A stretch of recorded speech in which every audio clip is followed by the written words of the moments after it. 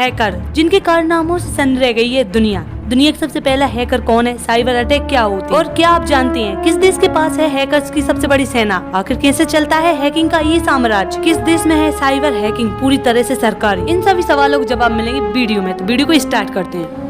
सबसे पहले बात करें साइबर अटैक क्या होता है, तो साइबर अटैक आतंकवादी गतिविधियों में इंटरनेट के माध्यम से किए जाने वाले हमलों को बताने के लिए किया जाता है। इनमें कंप्यूटर वायरस जैसे साधनों के माध्यम से कंप्यूटर नेटवर्क में जानबूझकर बड़े पैमाने पर किया जाने वाला व्यवधान शामिल है। साइबर पावर में कौन सा देश कौन से स्थान पे है, तो आइए जानते हैं। अमेरिकी थिंक टैंक कार्नेगी एंडोमेंट के लिए काम करने वाले करीम कहते हैं कि ईरान तीसरे दर्जे का साइबर पावर है। अमेरिका, रूस, चीन और इजराइल साइबर ताकत के मामले में पहले पायदान में आते हैं और यूरोपीय देशों में साइबर सेनाएं दूसरे नंबर पर आती हैं। जानते हैं दुनिया के पहले हैकर कौन है? दुनिया के सबसे पहले हैकर केविन को हैकिंग की दुनिया के सबसे शातिर हैकर माना जाता है। उसका जन्म 6 अगस्त 1963 में अमेरिका कैलिफोर्निया में हुआ था। उसे बचपन से ही हैकिंग का शौक था। कई मीडिया रिपोर्ट ने दावा किया है कि उसने 12 साल की उम्र से ही सोशल इंजीनियरिंग के जरिए से लॉस एंजलिस की बसों में फ्री सफर करना शुरू कर दिया। साइबर हैकिंग पूरी तरह से है सरकारी। एक देश ऐसा भी है जहाँ साइबर हैकिंग पूरी तरह से है सरकारी। इस देश का नाम उत्तर कोरिया है। उत्तर कोरिया हैकर्स की सेना को चलाती है। वहाँ की खुफिया एजेंसी RGB उत्तर कोरिया की 13-14 साल की उम्र से ही बच्चों को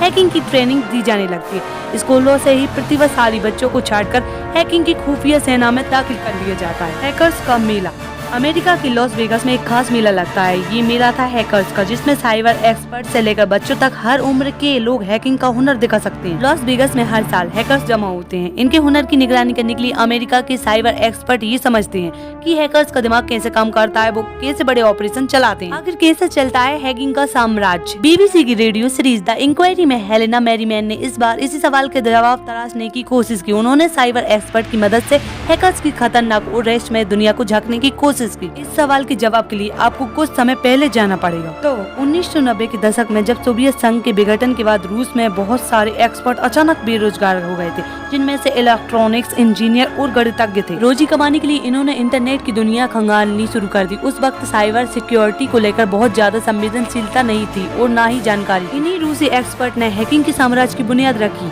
इन रूसी हैकरों ने बैंकों, वित्तीय संस्थानों, दूसरे देशों की सरकारी वेबसाइट को निशाना बनाना शुरू कर दिया। दूसरी ओर चलते वहीं पर ईरान देश के पास भी है हैकर्स की सेना। ईरान भी है हैकिंग की दुनिया का एक बड़ा खिलाड़ी। 1990 के दशक में इंटरनेट के आने के साथ ही ईरान ने अपने यहाँ के लोगों को साइबर हमलों के लिए तैयार करना शुरू कर दिया था। ईरान जैसे देशों में सोशल मीडिया सरकार के खिलाफ आवाज उठाने का बड़ा मंच होता था। सरकार इनकी निगरानी करती थी। ईरान में हैकर्स का इस्तेमाल वहाँ की सरकार अपने खिलाफ बोलने वाले के मुंह बंद करने के लिए करती थी। हैकर्स और हैकिंग के बारे में आपको ये फैक्ट अच्छी लगी तो वीडियो को लाइक करना बिल्कुल ना भूलें, चैनल को सब्सक्राइब करना। Thanks for watching, thank you और कमेंट बताएं आपको वीडियो कैसी लगी।